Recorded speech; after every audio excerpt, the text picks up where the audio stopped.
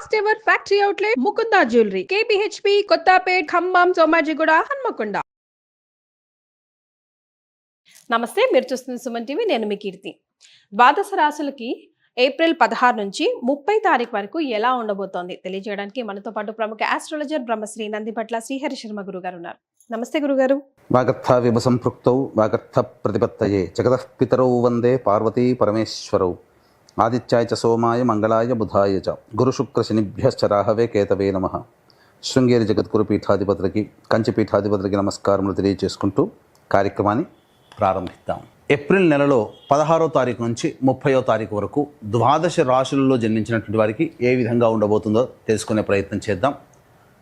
ముందుగా గమనించాల్సినటువంటిది, వీక్షించేటువంటి సుమన్ టీవీ ప్రేక్షకులు గమనించాల్సినటువంటి అంశం ఏంటంటే, చాలామంది కామెంట్స్ రూపంలో తెలియజేస్తున్నారు, చెప్పినవి కొన్ని జరుగుతున్నాయి, కొన్ని జరగట్లేవు, కారణం ఏంటి అని చెప్పి.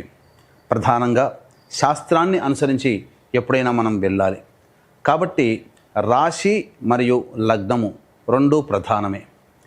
కాబట్టి ఇక్కడ ఈ యొక్క సందేహాలకన్నిటికీ కూడాను నివృత్తి చేస్తూ ఇప్పుడు క్లియర్ కట్గా ఇంకా లోతైనటువంటి విషయ పరిజ్ఞానాన్ని ప్రేక్షకులకు అందించాలనేటువంటి సదుద్దేశంతో మనం ముందుకు వెళదాం. ముఖ్యంగా అందరికీ కూడా గుర్తుపెట్టుకోండి, జన్మ లగ్నం అని ఉంటుంది, జన్మ నక్షత్రాన్ని బట్టి రాశి ఉంటుంది. కొంతమందికి date of birth, time, place తెలియవు. కాబట్టి పేరులో మొదటి అక్షరం ఏది ఉంటుందో దానిని బేస్ చేసుకొని ఆ రాశిని మనం చూసుకోవాలి. అయితే నామనక్షత్రంలో కూడా చాలామంది పొరపాటు పడుతున్నారు.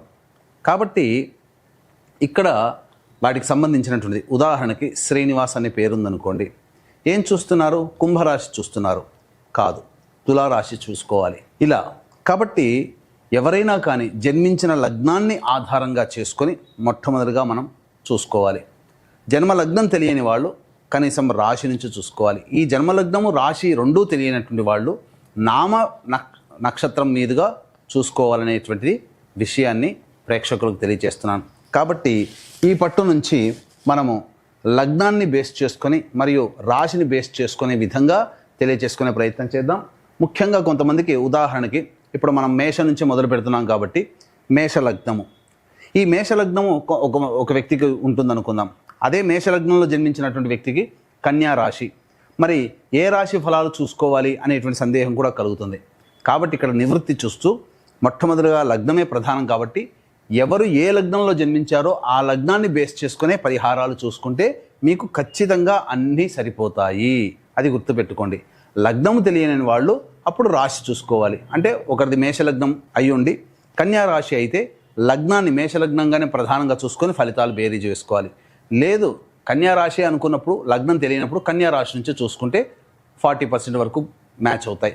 లగ్నం నుంచి చూసుకుంటే 60 to 70% వరకు మనం చెప్పేటువంటి విషయాలు మ్యాచ్ అవుతాయనేటువంటి విషయాన్ని గమనించుకోగల ప్రార్థన. ఇక వివరాల్లోకి వెళ్ళినట్లయితే, ప్రధానంగా ఈ యొక్క 12 రాశిలో జన్మించినటువంటి వారికి ఏ విధంగా ఉండబోతుందని తెలుసుకునే ముందు గ్రహ సంచారం తెలుసుకుందాం. మేషంలో రవి మరియు వృషభంలో గురువు, కర్కాటకంలో కుజువు, కన్యలో కేతువు, అలాగే మీనంలో బుధ, శుక్ర, శని, రాహు గ్రహాలు. కాబట్టి చాతుర్గ్రహ కూటమి 30వ తారీఖు వరకు కూడా ఉండబోతుంది అనే విషయాన్ని గుర్తుపెట్టుకోవాలి. గురుగారు, మరి వృషభ రాశి వారికి ఏప్రిల్ 16 నుంచి 30 తారీఖు వరకు ఎలా ఉంటుందండి? ద్వాదశ రాశులలో భాగంగా వృషభ రాశి మరియు వృషభ లగ్నంలో జన్మించినటువంటి వారికి 16వ తారీఖు నుంచి 30వ తారీఖు వరకు ఏ విధంగా ఉండబోతుందో తెలుసుకుందాం. ముఖ్యంగా ఈ యొక్క వృషభ లగ్నము లేదా రాశిలో జన్మించినటువంటి వారికి ఈ 15 రోజుల పాటు సమయము అనుకూలంగా ఉండబోతుంది. ఏ పని అనుకున్నా కానీ ప్రణాళికను ముందు పెట్టుకొని దాన్ని అమలుపరిచే విధంగా మీ యొక్క కార్యాచరణ కనుక ఉన్నట్లయితే అద్భుతమైనటువంటి ఫలితాలు చూస్తారు. అయితే ఎవరికి నష్టం ఉండబోతుంది అనేటువంటి విషయం చూసుకుంటే, ముఖ్యంగా ఉద్యోగస్తులకి, ఏ రంగంలో ఉన్నటువంటి ఉద్యోగస్తులైనా కానీ బదిలీలు జరిగే అవకాశం ఉంటుంది. లేదా ఉద్యోగం కోల్పోయి మరొక ఉద్యోగం కోసం వెతుక్కోవాల్సినటువంటి పరిస్థితులు ఎక్కువగా ఉంటాయి. అన్నిటికంటే ప్రధానంగా తల్లిగారి ఆరోగ్యం పట్ల, అలాగే వాహనం నడిపేటప్పుడు, అలాగే గృహంలో చికాకులు, సమస్యలు అనేటువంటివి ఉంటాయి. కాబట్టి జాగ్రత్తలు పాటించండి.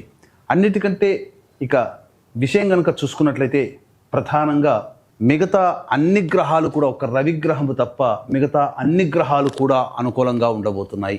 ఇక ప్రధానంగా కుజగ్రహము స్తంభించి ఉన్నటువంటి కారణం చేత ఈ యొక్క వృషభ రాశి లేదా వృషభ లగ్నంలో జన్మించినటువంటి వారికి అన్ని విధాలుగా అనుకూలంగా ఉండేటువంటి పరిస్థితి.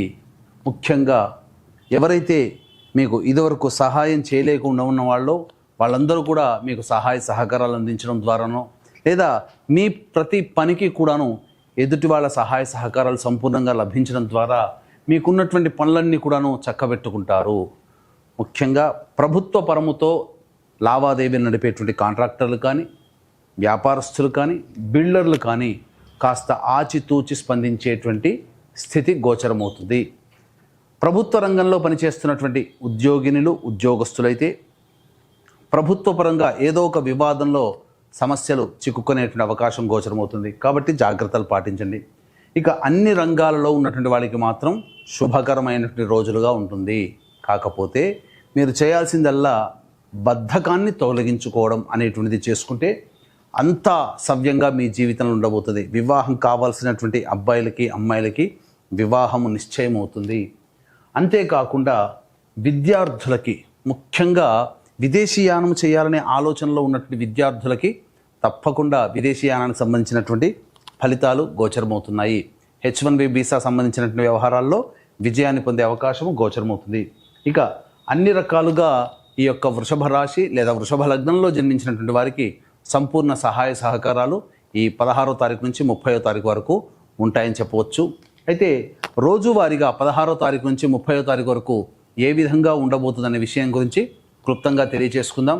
ముఖ్యంగా ఈ యొక్క వృషభ రాశి లేదా వృషభ లగ్నంలో జన్మించినటువంటి వారికి ఈ విశ్వావసునామ సంవత్సరం 12 మాసాల పాటు మీ యొక్క సంకల్పం నెరవేరాలి.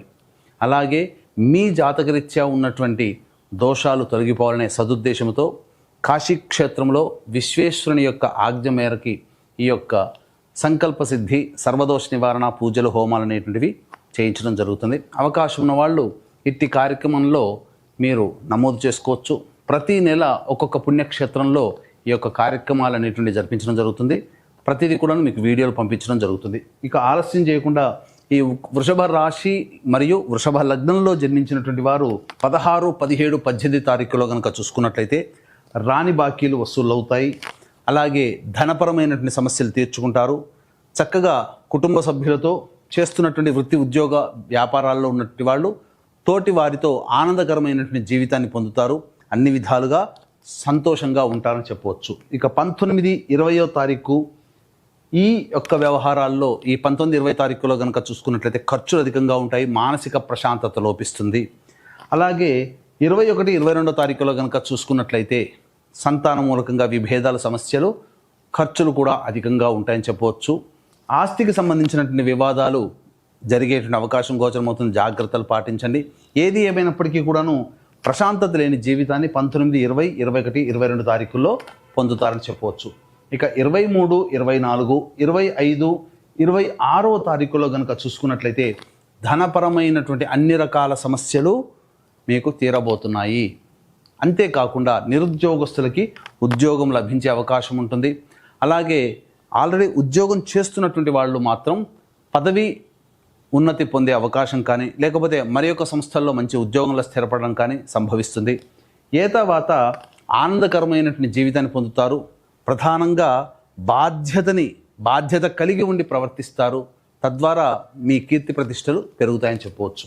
ఇక 27, 28వ తారీఖులో కనుక చూసుకున్నట్లయితే ప్రధానంగా మానసికమైనటువంటి ప్రశాంతత లోపిస్తుంది. ఒక జిగ్జాగ్ లాగా ఉంటుంది. ఏ పని చేయాలన్నా సంతోషంగా ఉండదు. ఇక ఉద్యోగంలో పలు కీలక మార్పులు చోటు చేసుకుంటాయి. ముఖ్యంగా ఉద్యోగం మారాలా అనే ఆలోచన కలుగుతుండడం, తద్వారా కుటుంబంలో, అంతేకాకుండా కుటుంబంలో మానసిక ప్రశాంతత లోపిస్తుంది. అనవసరమైనటువంటి వివాదాలు 27, 28వ తారీఖులో గోచరమవుతుందని చెప్పవచ్చు. ఇక 29, 30వ తారీఖులో కనుక చూసుకున్నట్లయితే మీరు పెండింగ్లో ఉన్నటువంటి పనులు పూర్తి చేసుకోవడం, అలాగే సంతోషముగా కుటుంబ సభ్యులతో ఈ మాసాంతంలో ఆనందంగా గడిపే అవకాశం గోచరమవుతుంది. అయితే ఏతావాత చెప్పుకొచ్చేది ఏంటంటే 19, 20, 27, 28 ఈ 4 రోజుల్లో మీరు ఖర్చుల్ని అదుపులో పెట్టుకునే ప్రయత్నం చేయండి. సంతోషంగా ఉంటారు, లేదా ఖర్చుల్ని వాయిదా వేసుకోవడం ద్వారా ఆనందకరంగా జీవితం ఉంటుంది. మనస్సుని కంట్రోల్ చేసుకోండి. లేనిపోని అవాంఛితమైనటువంటి సంఘటనలకి మీరు గురి కాకండి. ఎందుకు అనంటే కొంత ఉద్రేకం కలిగించే సంఘటనలు ఇంటా బయట చోటు చేసుకుంటాయి కాబట్టి జాగ్రత్తలు పాటించండి. రైట్. మరి ఏప్రిల్ 16 నుంచి 30 తారీఖు వరకు మహిళలకు కూడా ఎలా ఉంటుందో ఒకసారి వివరించండి గురుగారు. ఈ యొక్క వృషభ రాశి లేదా వృషభ లగ్నంలో జన్మించినటువంటి మహిళలు ప్రధానంగా వాహనాన్ని నడిపేటప్పుడు జాగ్రత్తలు పాటించాలి. గృహోపకరణాలకి, గృహంలో మరమ్మతులకి ఎక్కువగా ఖర్చులు చేసే అవకాశం గోచరమవుతుంది. అన్నిటికంటే ప్రధానంగా ప్రభుత్వ రంగంలో పనిచేస్తున్నటువంటి మహిళలకి కాస్త చిక్కుల సమస్యలు అధికంగా ఉంటాయి. అయితే బాధ్యతని సక్రమంగా నిర్వర్తించడం ద్వారా మీకున్నటువంటి పేరు ప్రతిష్టల్ని మరింత పెంపొందించుకుంటారు. అలాగే మీకు గౌరవ మర్యాదలకి ఏమాత్రం కూడా లోటు లేకుండా గడుస్తుందని చెప్పవచ్చు. మరి ఎలాంటి రెమెడీస్ పాటిస్తే వృషభ రాశి వారికి మరింతగా కలిసి వస్తుందంటారు? ఈ యొక్క వృషభ రాశి లేదా వృషభ లగ్నంలో జన్మించినటువంటి వ్యక్తులు చేసుకోదలిచినటువంటి పరిహారాలు ప్రతిరోజు కూడా సుబ్రహ్మణ్య భుజంగ స్తోత్ర పారాయణము, అలాగే లక్ష్మీ స్తోత్ర పారాయణం చేసుకున్నట్లయితే చాలా మటుకు సమస్యలు అనేటువంటివి తగ్గుముఖం పడతాయి, ప్రశాంతత చేకూరుతుంది. ఇంకా అవకాశం ఉంటే 18వ తారీఖు రోజున కాశీ క్షేత్రంలో జరుగుతున్నటువంటి సంకల్ప సిద్ధి సర్వదోష నివారణ కార్యక్రమంలో జరిగేటువంటి సంవత్సరం పాటు జరుగుతాయి. అటువంటి కార్యక్రమంలో మీ గోత్రనామాదులు నమోదు చేసుకోవచ్చు. ధన్యవాదాలు గురుగారు. సర్వం శ్రీ ఉమామహేశ్వర పరబ్రహ్మార్పణమస్తు.